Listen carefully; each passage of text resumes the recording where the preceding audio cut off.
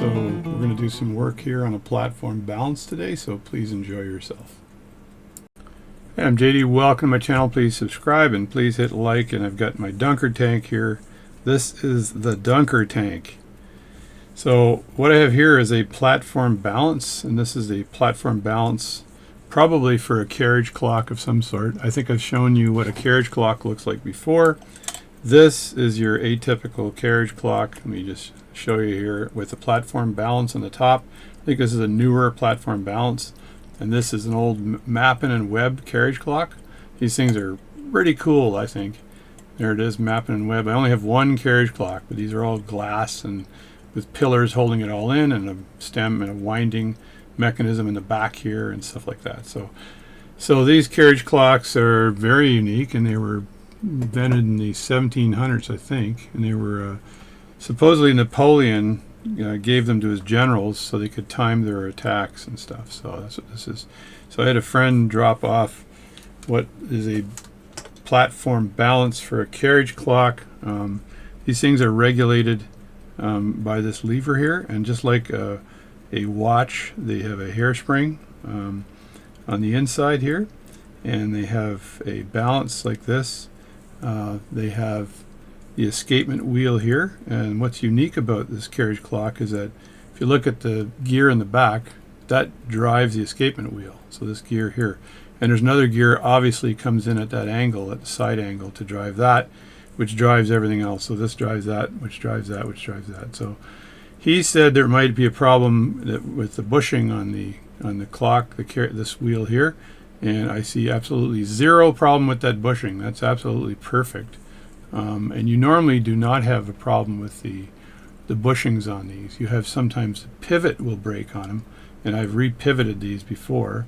I had a dual pivot problem with this. This is British made, and the upper pivot looks fine as well, or the upper bushing. I don't think that's a bushing. I think that's just milled right into that piece of brass, and everything else looks fine. Probably the hairspring looks flat, which is nice, so there's no issue with the hairspring and the hairspring stud. And so what I'd like to do here is just somehow get this balance out and take the balance out and then dip it into the dunker tank to give it a good cleaning. And if I can get this regulator out here to get a hold of that jewel, that'd be awful nice too. So I'm going to try to strip the balance on this, which should be a little bit of a job. So I think that I have to move the regulator pins. There's a run regulator pin here and another thingamajobby doohickey that's in the way. I think you just have to rotate that, and it frees up. It'll free up that hairspring from the regulator pin. So I'm going to do that job and see if I can free that up. I have to look at that with my times whatever. Let me turn the light on here. There we go. I got to look at this with my times a billion glasses here, so to make sure I know what the hell I'm doing. Yeah, so I think this just gets out of the way, and you just kind of rotate that to get it out of the way. This is what it looks like with a pair of tweezers. So I'm going to do that and get that out of the way. Looking down again, and yeah, there seems to be a little bit of a door there, so that should be fine. The stud is on this side here, so I've got no issue there. So once I've rotated this right here, let me just point at that here with my tweezers. Once I have rotated this right here, then that should get that out of the way to enable me to just lift the balance cock straight up, or the balance cock with the balance and everything else straight up. Everything else looks fairly kosher, and I bet you this has never been disassembled. So we're going to do that, have a look at it. I don't think I'll play with the escapement wheel because it actually looks pretty good, and I washed it off with lighter fluid already. And the only other thing is the banking pin on the inside seems to be a bit bent. If you look straight down where the banking pins are, one of them, which is the one on my side, this side here, seems to be leaning forward like it means something. right? So I might lean that back again. I'm not sure, maybe someone leaned it forward because it wasn't operating properly. It's hard to get these things working properly unless you got the rest of the clock with you and you're able to validate that this thing will work. And the only other thing I could possibly do is figure out how to get energy to this pinion here to get this thing running. I'd have to somehow rig this up so that there's a gear down here that pushes that pinion. So that would be a tough thing to do maybe, but so I think I got to clean that. I also have to unscrew this here in the back, and that'll take off the cap jewel and oil that and clean that up too. So first I'm going to rotate the jobby doohickey right there very carefully and see if I can get that out of the way. And I'm not sure which direction I need to rotate it in, but I'm going to try rotating it, so we'll see what happens here. I may need pliers to rotate this because I don't think it's probably not meant to rotate with tweezers. I don't know. Yeah, I think pliers probably is a more careful way of rotating that than tweezers, because tweezers, I don't think tweezers will do. I think tweezers are great for other things, but not for this. So I'm going to just handle this with my fingies here. I think that may not be able to show you everything on camera here because I have to rotate this thing. So I'm going to just lift the camera up a bit here so you can maybe catch me farting around here, right? This is farting around. So I want to just grab that and rotate it without touching the hairspring. Is that too big? That might be too big. Let me try it with my tweezers again. Try it with the tweezers, ladies and germs. Try it with the tweezers. Just want to keep my tweezers away from the hairspring, which means I gotta point them upward a bit.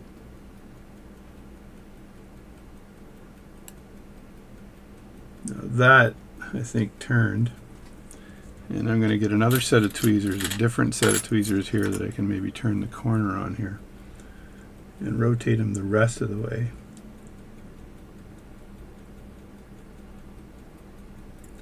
Let me just bring this forward a bit so I can get some action on it. And you can see what that looks like now. It's right there. It's sort of a bit out of the way. And grab and go in here and grab it again. Stay away from the hairspring. There we go. So that's rotated out of the way. So let me see if I can get a picture of that for you. There, you can see that where the hairspring is, and that's totally rotated out of the way. Problem with this camera is focus. I could use my other very microscopic camera, but I can't get in there and do anything with that. So there's where it is, right, where the heck is it? Right there. So it's right there, and I just rotated this thingamajobby doohickey. This one right there, I just rotated that 90 degrees to get it out of the way. So now when I lift the balance up, that hairspring should release. I could try to push it down right now. But it doesn't matter because it's going to be able to get out of the way anyway. So the other thing is I want to put this down on a flat platform to take off the balance, right? So I want to get my bench block here. I got a few of them, but one thing I do want to do is make a tool. I'm going to make a tool eventually, but this bench block is brilliant. So if this fits in the hole here, does it fit in the hole? It does. Look at that. So the base of that fit in that hole, which is absolutely perfect, right? So just to show you what I did here. So this is the bench block. See, I'm wounded Viking warrior. So this part here, like that, fit in this hole. So these blocks are great. I've had this one for many years, probably 15 years. But it's priceless, Jerry. Priceless, I tell you. So now I can very carefully remove the screw. I'm going to use my Bergeron 7010 stick to hold things down while I turn this screw. So I don't want this to escape or jump out or anything. So I'm going to hold that down while I remove the screw, and I'm going to lean into it, Jerry. Lean into it. I keep saying Jerry. I don't know why. It's a Bad habit.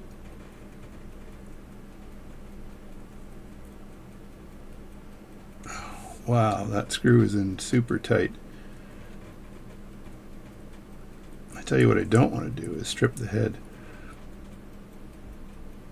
Oh, wow. That screw hasn't been removed in 200 years. That was phenomenal. So I used 2 hands on that. Grip the screwdriver with 2 hands. And there is the screw. Guilty as charged. So I'm going to put that out of the way here. And now I've got to, hopefully, there's a gap. Now you see that little gap in the back? That's where you put your screwdriver. Now I might have to get a smaller screwdriver to put it in the gap. Yeah, this is too big. This is a greenie. The greenie is too big, so I'm going to go down 1 and see if it fits. And sort of doesn't. It's a little bit, still a little bit too big, I think. So I'm going to go down 1 more. And I don't do a lot of platform balance work, but the local watch society loves when I help them with this stuff. There we go. It's starting to come up. I'm just putting it in the back here and then lifting up and then twisting. This thing hasn't been off in a million years. That's why it wasn't working probably. All right, there we go. So it's off now. I'm going to use my fingers to lift this up because I want to make sure that that hairspring releases. Of course I get a friggin' phone call the second I lift that up.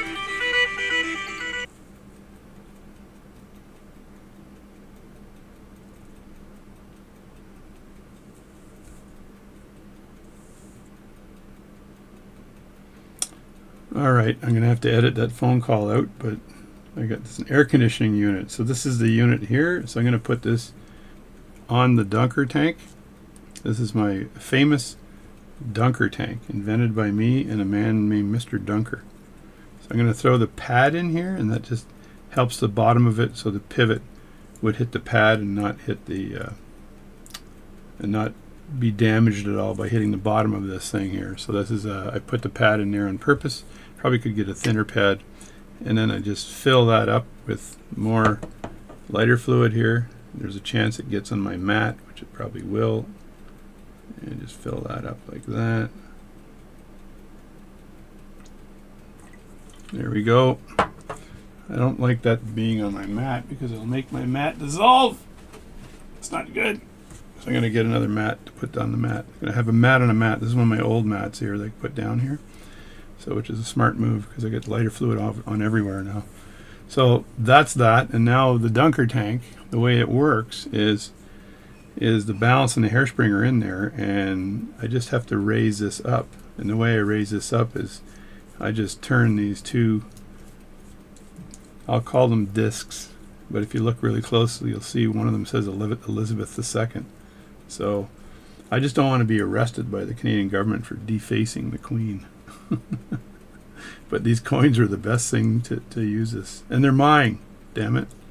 So by doing this I'm able to get this the complete hairspring dunked, as you can see. There we go. So I can just let this sit like this, like that, and it's dunked in the alcohol, which will get rid of any crap that was in the hairspring. It's probably some of it's leading its way into the jewel here, but I'll likely take the stud out and drop the whole thing down after, so I can get access to the jewel here. In the meanwhile, back at the ranch, I'll have another look and see if I can do some work on this part of it. So in this section here, I have a jewel setting. I also would like to get some alcohol in here as well. So I have a brush of paint, paintbrush.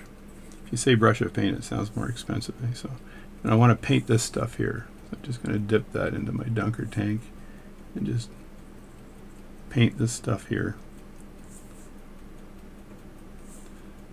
And you could use an ultrasonic cleaner on this part here because it's probably not going to vibrate too much, but I don't want that pallet fork to be rattling around in an ultrasonic cleaner. That is not what you want. And these pivots and everything seem to be fine. There's no problem there. So somebody was told the wrong thing. So I looked at those in the microscope, the stereo microscope, and they're in perfect condition. There's no issue there at all. Now when I turn that over, I've got to watch that pallet fork, because if I'm removing this here, I don't want that pallet fork to be in the way of anything. So I just leave it this far out. I'm not sure how far this can go in. It can go in exactly that far before it hits, so it can go almost halfway to where the jewel setting is before it can hit the pallet fork mouth. So I don't want that to happen, because that's très dangereux. So you don't want that to cause problems. Now, if it would be nice if this screw is easy to remove, and I don't know if it is, or if I'm going to have to do Herculean stuff again like that other screw. The screws on this thing have never been taken out. And again, I don't want the screws to break. That would cause me a bigger issue. But I also need to take them out, so I could put downward force on them as I turn them. There we go. So there's that screw there. I'll just get this out of the way. Being very mindful of the pallet fork on the other side. And there we go. That is the jewel and the cap jewel. I think there's only one jewel here, and it sticks through. Let me grab that. It fell down here, so I think that's the jewel there, and it looks like there's a jewel with a jewel hole, and I think that the pivot goes right through there, maybe. Not sure. I'll have to look at it from the other side to make sure that I understand how this whole jewel setting thing works. And so you look at it like this, there it is there, and so the other side is where the cap was, so this side is where the jewel is. It almost looks like the jewel is embedded in the movement.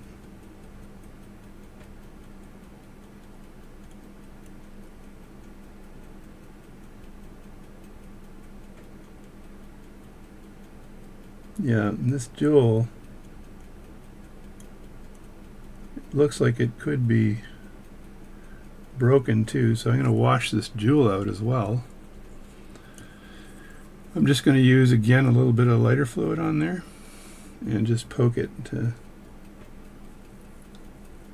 rinse it out.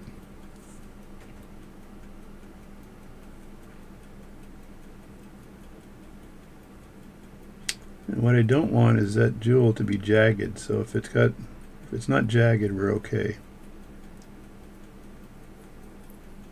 So that's the jewel in the middle, and then the other thing is the cap for that jewel. So turn that around again and avoid the pallet fork. So let me just put some more lighter fluid on here on this side here.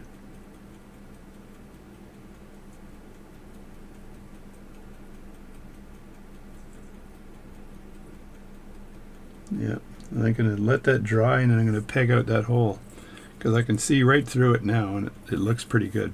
But I won't be able to tell completely until let me just put this back to where it was before.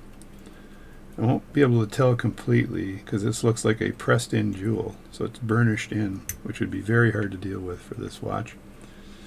And this is the cap jewel here, which I can throw into the dunker tank and let it rinse away, right? So look at the cap jewel and seeing, yeah, there's a lot of gunk on that cap jewel. So if you look at the top of that cap jewel, you see that white spot? That's old oil. It's just sort of sitting there, and it's probably been there for 1,000,000 years.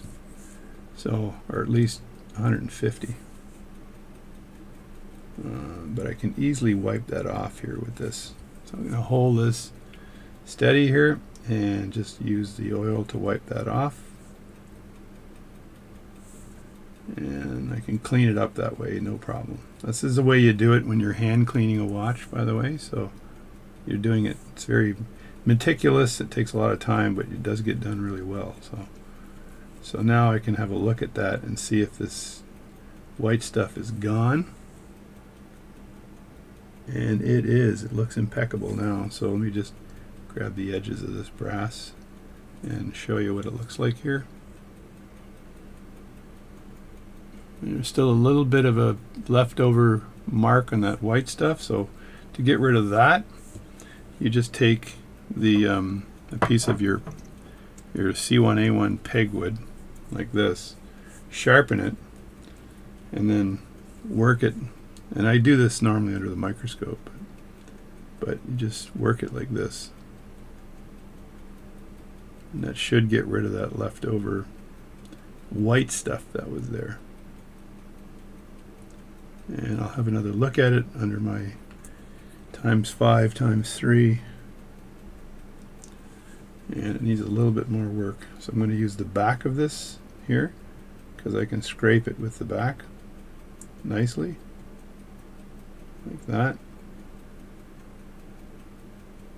and then have another look. It's almost a mirror finish. Scrape it a bit more. Then I'm going to wipe it down with Rodico because I want that to be a bit of a mirror finish. That's pretty good there. That's a mirror finish there. If I show you that, you'll see. Can I get a reflection of anything here? There we go. See that right there? Mirror finish. That's the reflection you want right when you're doing this. So that's good. So that hole, I'm going to have a look at this hole again because I'm going to try to peg that out. But before I peg it out, I'm going to just take my Rodico very carefully and just poke at this with the Rodico. So just to finish it off, and it'll get rid of any leftover crap that's in that hole.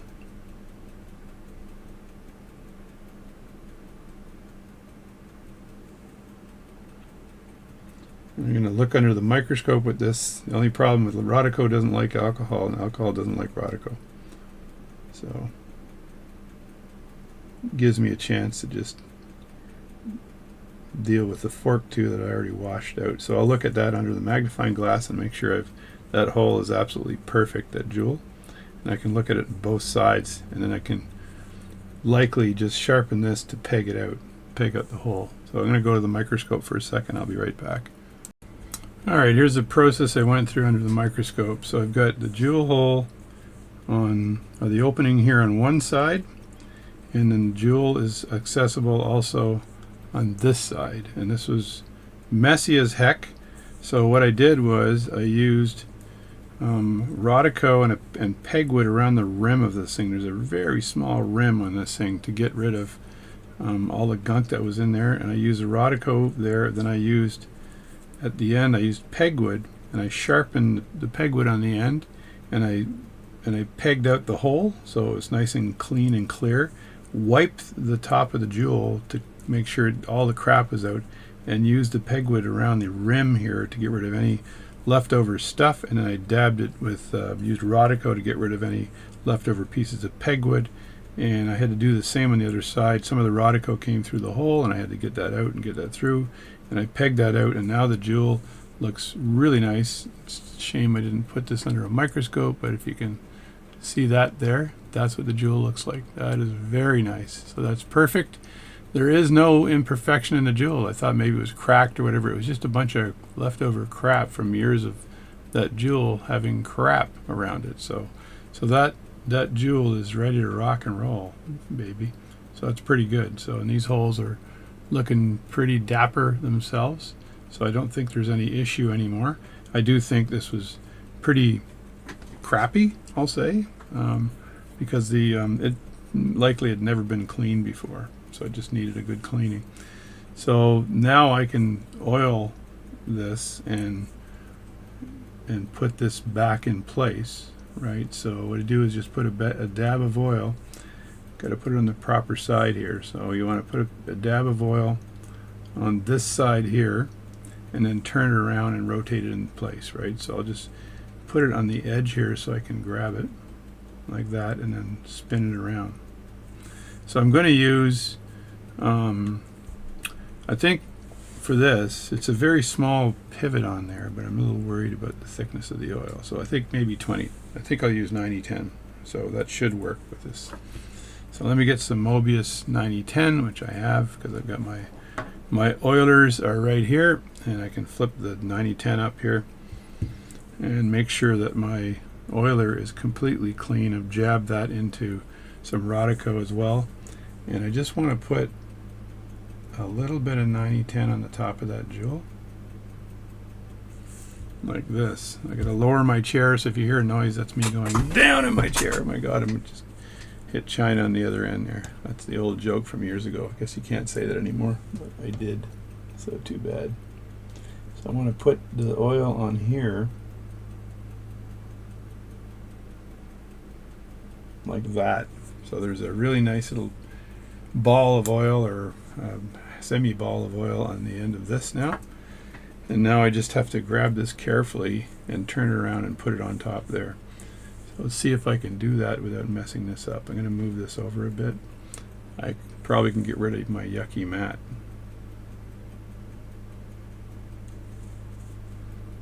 And then line up the screw here, and then just let that drop into place here.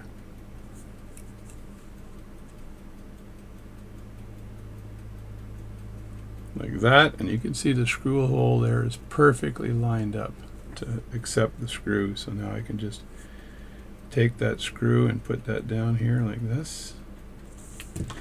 Get my driver of screwness, my screwdriver, and very carefully screw that in place.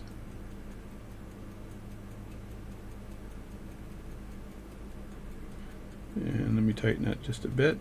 That's good there, and that's done. So that jewel is in perfect position. So that's the cap jewel I just put in. Now the pivot will fall through there when that's ready, and then this little baby should be ready to rock and roll. So I still do want to oil the upper pivot on this, so I need to lower the dunker tank. Lower the dunker tank. So it's been in there long enough now, so I'm going to just lower the dunker tank. It's been designed so when I spin it like this, it goes down. I spin it the other way, it goes up. Ingenious. My little invention, by the way, to the watchmaking community. It's very easy to make, just takes some time. That's all.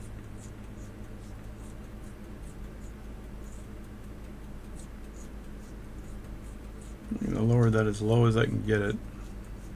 And then you don't want to stretch the spring, but so that's pretty low there. And then I'm hoping to be able to just remove the stud.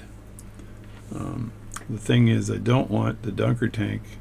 I'd like to empty the liquid out of the dunker tank before I take the stud out, so it just doesn't splash down. So let me just take this, and I can dump it into a tray I have for the alcohol, like that.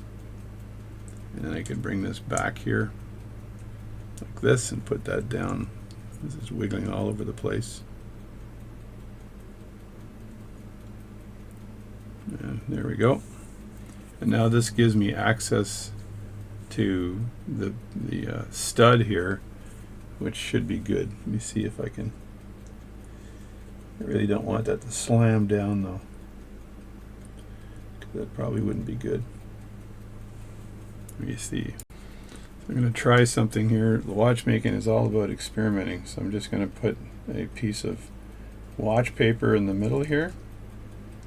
And so when I lower this, when I take that screw out, or just loosen that screw on the end here, the stud will fall down. It won't be as big an impact on anything.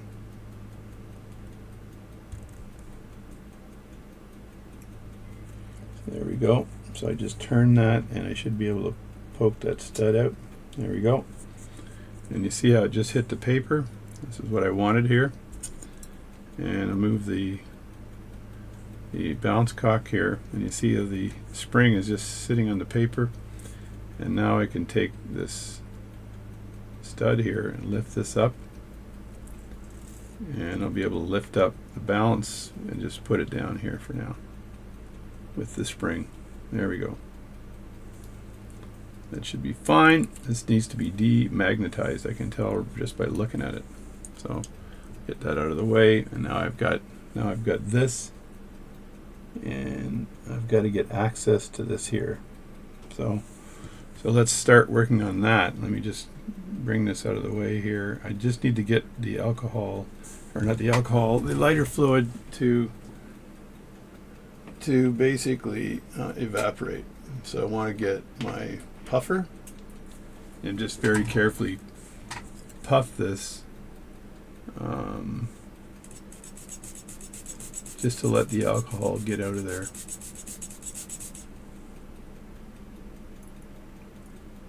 There we go. I said alcohol again, I meant lighter fluid.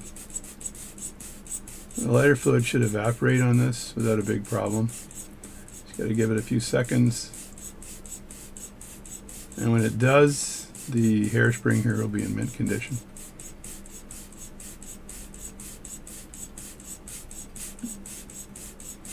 I'll make sure I demagnetize this after it's reassembled as opposed to now, because you don't want the magnetic field to actually drive this hairspring around.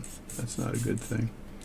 So that's not bad there. Let me grab this stud here and lift up a bit. And just squirt down while I have this lifted up.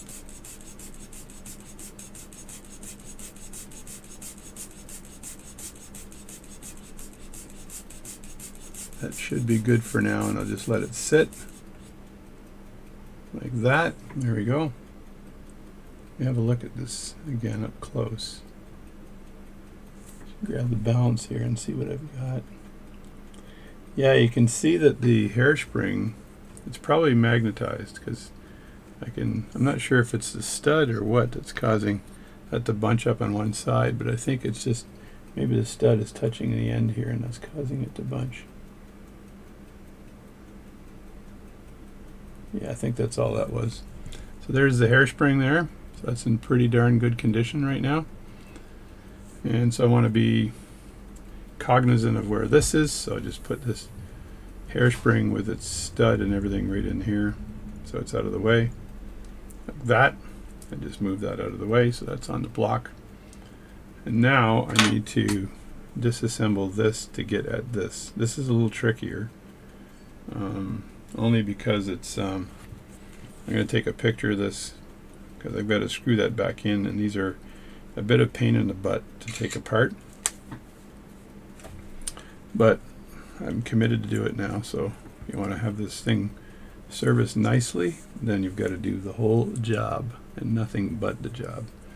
And so just to get some firmness under there, I'm going to grab another block, because I want to be able to unscrew this, and if I push down and I've got the mat there, it's going to be a bit soft to do this, so I just want to make sure it's not too soft and I've got the right mat here.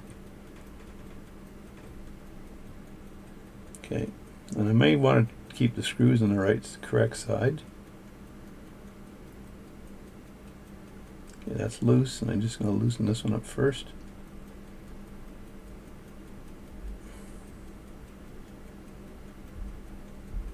Come on. And that'll push up on that other piece, so as you screw it up. So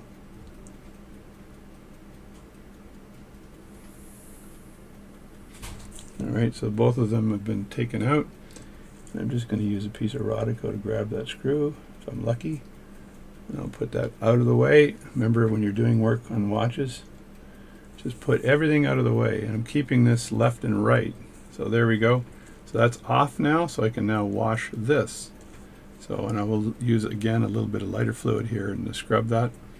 I've got leftover lighter fluid here that I could probably use to scrub that down. So before it all evaporates, I think I'm going to get at this and just start scrubbing it, because I want it to be clean as hell.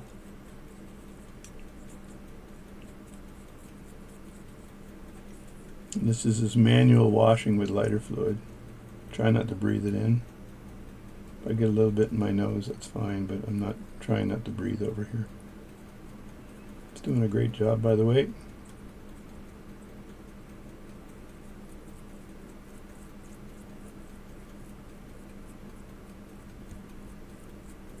And you got to make sure there's no leftover hairs from your brush.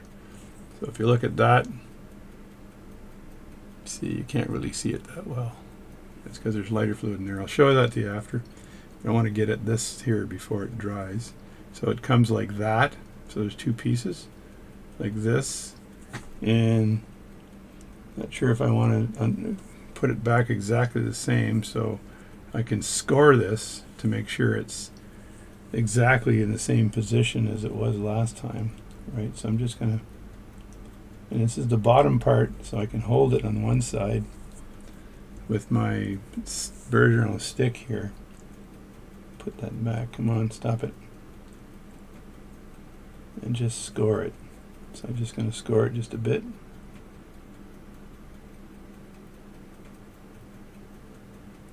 There we go. So there's a score mark on there, a witness mark that I have that I can use. So now when I take this off, I put it back, I know how that goes. So I'll just wash this off carefully, and where the regulator pin is. And I know reassembly is always fun with these things. So that's good there. Put that down. Now I want to wash this, which means I'm going to just leave it on the block here and hold it down like this while I wash it with this. So I'm not too worried about this getting. There we go.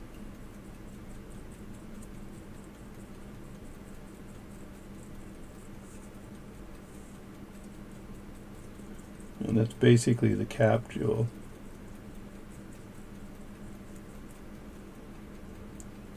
It doesn't matter whether I do this side or not, but I'll do it anyway, and then I'll turn that around again, and then open my tweezers up. And I have my fingers in my tweezers to open it wide enough to be able to grab this. So that's good there. That's done. And now I just need to dry that off. Let that dry off. Get this lighter fluid out of the way before I blow up. And I've got watch paper here that's really handy for drying stuff. So just take that like this and grab this jewel. I can just push it off actually like that, and then you just move it around the watch paper and it'll absorb all of the lighter fluid without a problem. And that's really quick, a real quick way of getting this dried off nicely. And the same with this here. This looks like it's already dried. And this is beveled a bit, and you can see the bevel. The bevel goes from fat on the bottom to thin on the top. That's the direction of the bevel. And I did put a small witness mark. I can see it right there on this. So I can actually put that back and use the witness mark as my witness, as God is my witness mark. So that's that. Now what I want to do is make sure this is dried up, and I want to clean the top of that with pegwood. So I get my little pegwood stick here and get my tweezers again and just work this a bit with the pegwood, because there's always leftover stuff on these things, always. Let me see here, I got crap on the end of my pegwood. There we go.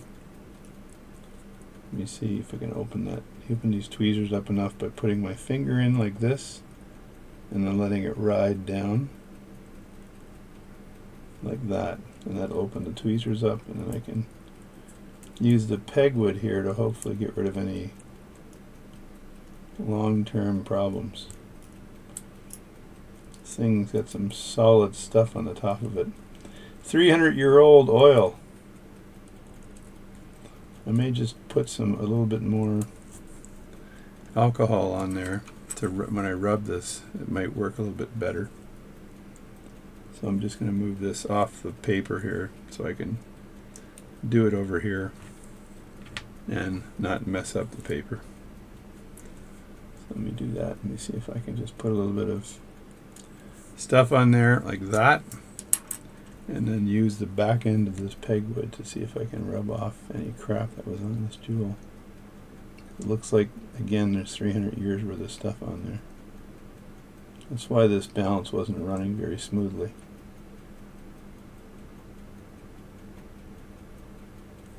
And I'm going to put a bit more lighter fluid on there, like that. And again, do that again. If you're really hard up, you could put that into the ultrasonic cleaner and have at it, as they say. But this manual method usually works well. So.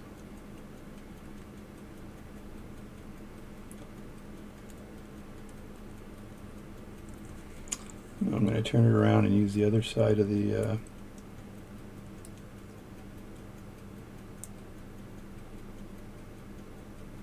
pegwood. I'm going to make some small circles. Oh yeah, it's looking really good. I'm looking at the reflection now, and that's excellent.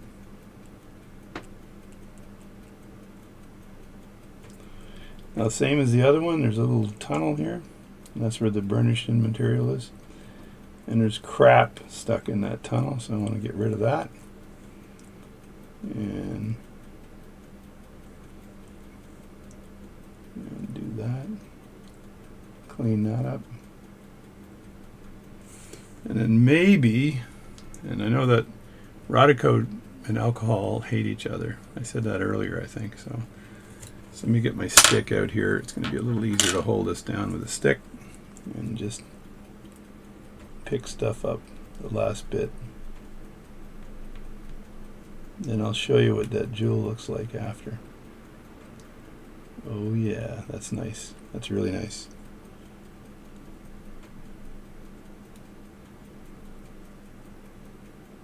Okay, so that's that.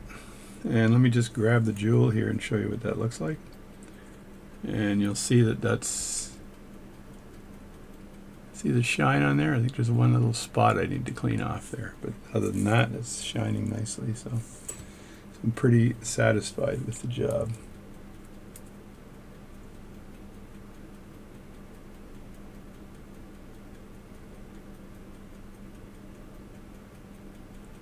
That's good there. And then I want this little piece on the side here. Even though it wouldn't interfere with anything, I want to get it anyway.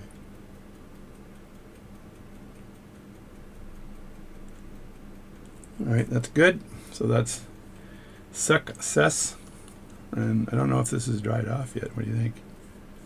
Yep, completely dry. So everything's dried. Now I can reassemble this stuff. And here what I want to do is put a little bit of oil on this side, because when I flip that around it's going to go on the top, right? So I could either oil this or oil this, but I can obviously see from this that this needs a bit of work too.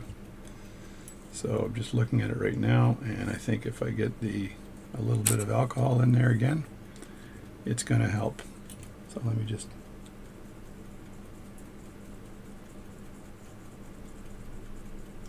and the little bristles from the alcohol, or the brush rather, will poke into the hole, which will clean it up nicely, right? So you bristle the crap out of it. That looks pretty good. And then I can use my blower here to clean this off. It takes a long time when you're doing like precision work like this. You want to make sure you're very careful with this. And you want to make sure that the jewels are in mint condition for this particular piece, right? I'm going to look at the pivots on the end of the balance here and make sure that they're good. And they should be good, but you don't know, right? It's an old clock.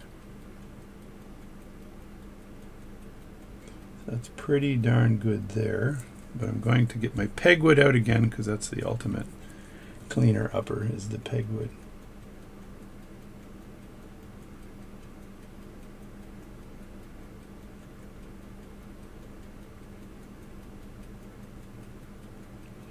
That's the leftover from the crud that was left over from before. So I'm going to have to put a little bit of alcohol in there and then use the pegwood with the alcohol in there.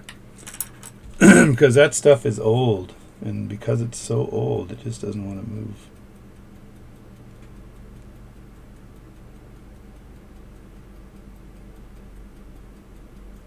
I got to be careful not to push hard on there, because that would allow the jewel to come out. You don't want that to happen.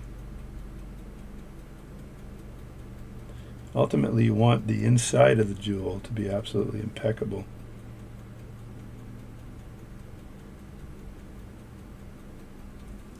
So that's that there, and I'm going to sharpen my pegwood up here, and then I'm going to leave this live. I do have to edit my phone call for my air conditioning unit. And I told them they can show up anytime they want, because I got another guy coming, so. Too bad you lost out, man. Too bad, so sad. I'm sharpening the pegwood here with my knife. This knife is has a razor blade thing on the end, so it's a pretty good knife. It's a husky knife. Not that it's husky, but it is a husky knife. So I want to make sure the hole on this side is perfect. So I'm going to peg this out. Yeah, that's really good. That's perfect on this side. And then on this side, I just want to dab that with some Rodico. Get rid of any leftover crap that may have.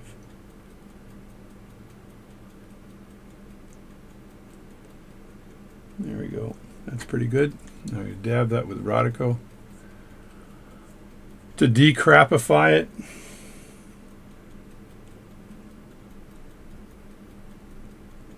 And I can actually see a really nice shine on this jewel. And I'm going to do the other side of the jewel as well. What's funny when you look at these jewels, sometimes they look dirty, but it's actually the reflection of the matte on the other side you're looking at. And so I say, okay, it's brown, but if I look over here, it's white again. So, or if I look over here, it's red. So it's just a reflection. So if you look at the top of that jewel, again, you should be able to see, look at the shine on that baby. So that's perfect. I can see a little something right here, though. What the heck is that? There it is. That's a mark. It's a mark. It's a little scratch is a mark. So that's done. That's in mint condition, and all this crap goes on top of that. So this is the hard part, is to put this thing back together again, because you've got to screw it in from this side, right? So this has to go on and in from that side. So what I have is I've got witness marks. So this here, this actually goes like this, right? And I'm looking, if I look down at my witness marks here, probably not seeing anything I'm doing here, so I'm going to move the camera just a bit here.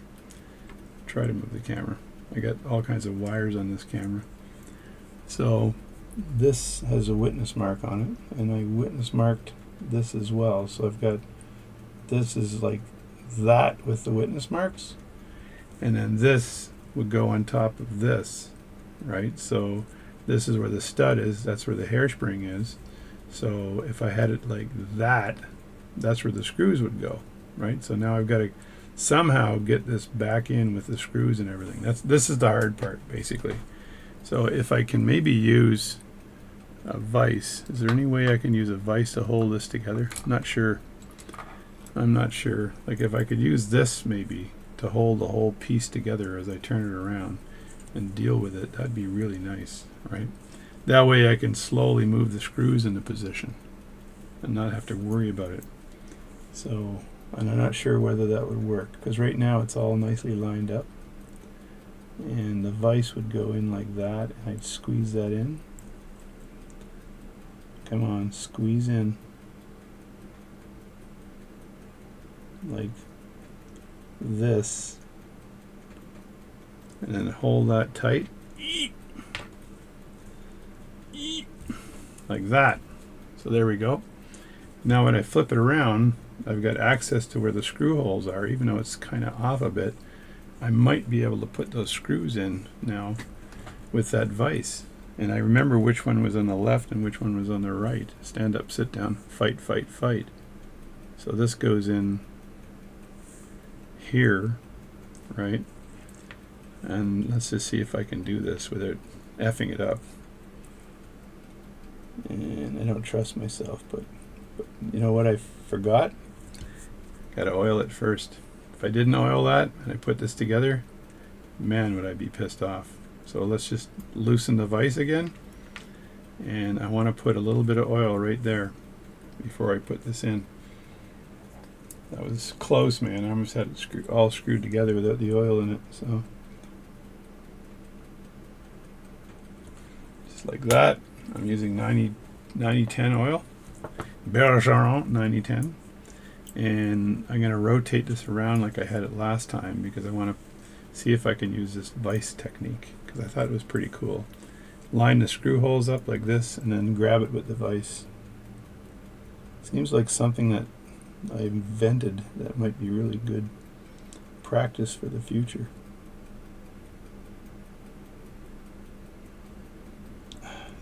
Just lift that up and rotate it. I got to really keep an eye on these pins here and stuff. You don't want to put pressure on those pins when you're doing this because you can ruin it. So, but I think that is a good technique. So let me get some tweezers again and see if I can throw the screw in there and not fail miserably.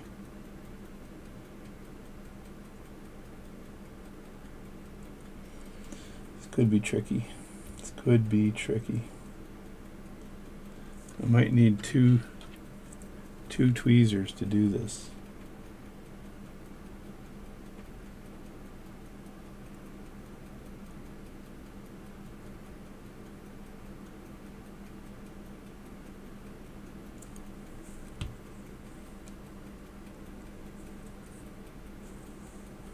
Alright, that didn't work. Let me try that again. Maybe if I just hold it with one tweezer while I use a screwdriver on the other side. That sometimes works.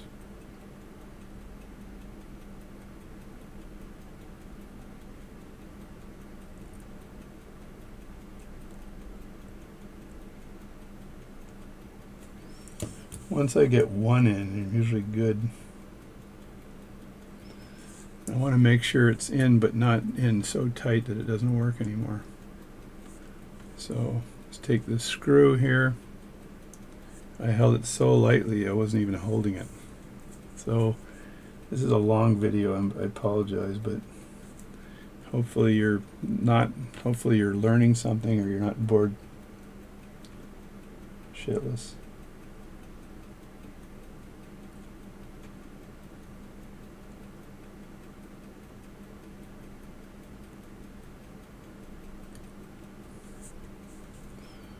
Alright, that didn't like it. Try that again.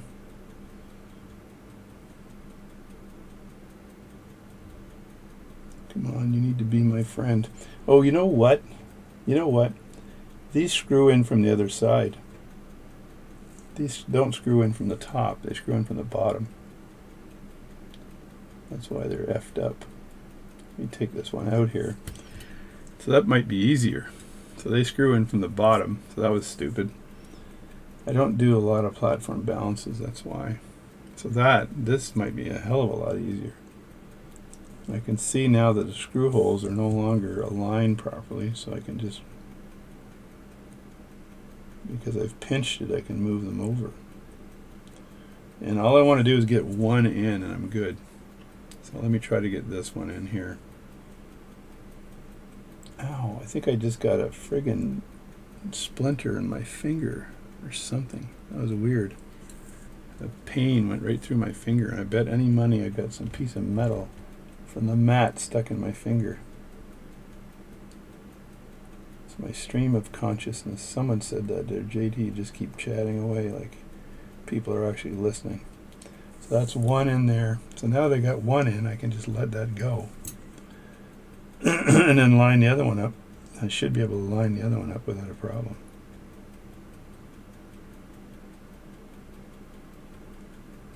And there it is there. Excuse me, pardon me for being alive. And let me grab this one here and put that in there. Like that. And then very carefully screw that down. I should have used my close-up camera for this stuff. It's much better. So there we go. Let me see. Do I have that together? So that's, see, now you can see the ends of the screws there. The stud is there. And this whole unit then would move like this towards the stud for the hairspring. Oh yeah, good job, mister. Good job. Tighten them up a little bit. And that's perfect. That's done and dusted and oiled. So I almost forgot to oil it. I almost put it on the wrong side. It's on the right side now. So the only thing left to do is have a boo at the oh, that looks good. The pivot looks perfect on this thing. I'm just gonna swab the pivot. The pivot was really looking forward to a clean jewel. The pivot's like my friend. Let's lift this up carefully. Want to avoid touching anything with that hairspring on, and have a look at the bottom pivot. And guess what? The bottom pivot is broken. So that's why this thing wouldn't work. So look at this. Bottom pivot broken. So I'll take a picture of that for the video so people can see that. But I can't go any further because now I've got to take the balance off, the balance staff, and I may end up having to make a balance staff for this thing because I don't think I can find one for a 200-year-old clock, which means I got to make one on the lathe. So the buddy there who said this is an easy job, I think he was so wrong. He didn't check to see whether there was a problem with the bottom pivot. It was just, there's enough of the bottom pivot left over that it would hang in the center of this movement. But the reason it wasn't working is because the bottom pivot was just snapped off, right? But you couldn't see it until you took it all apart. Should have done that right away, but all the rest of the stuff is good stuff. So all the work I did on this is fine. But I now have to make a balance staff for this bugger because the pivot is broken. And so that means this has to go into one of these things. This is one I had from before. It's got like a leftover screw in here and I don't know what it's for.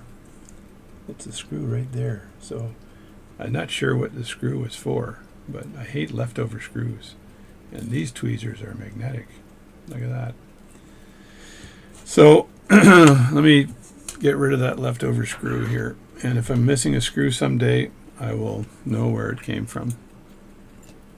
But I'm going to end the video now. This is my little my junk pile of parts, that balance staffs that I had to make and all kinds of other crap. But let me throw that in here to clean this up a bit.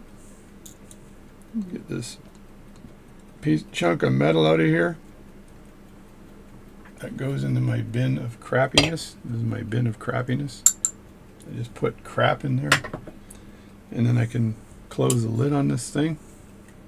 And now I know I've got to make a balance staff for it. So I'll take a picture for the gentleman whose watch this is. So I'll show him everything all nicely organized and tell him that it's all been cleaned up, it's all been re-oiled, but it can't be completed until I make a balance staff. So if I look at it from this side here,